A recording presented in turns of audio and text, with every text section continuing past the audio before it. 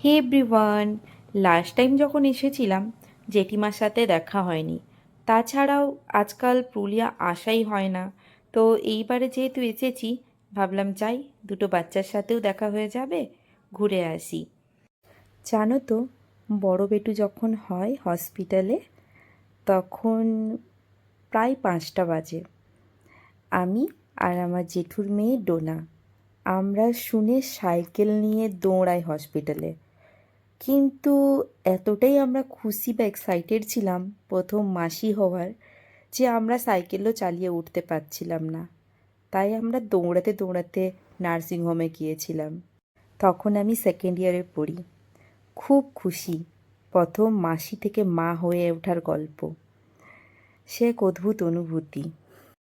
আমার যখন ঐশী হয়, সবাই বলে তোর বাচ্চা মানুষ করতে খুব একটা অসুবিধে হবে না, তুই বাচ্চাদের এত ভালোবাসিস। সত্যি কথা বলতে হ্যাঁ, অসুবিধে হয় না, ভালো তো বাসি, কিন্তু একা হাতে পুরোটা সামলাতে সামলাতে যেন কোথাও একটা টায়ার্ড হয়ে যায়, বিরক্তও বোধ করি। আবার তোমাদের সাথে অনেক গল্প করতে চলে আসবো। আজকে তাহলে আসি, ভালো থেকো তোমরা, টাটা।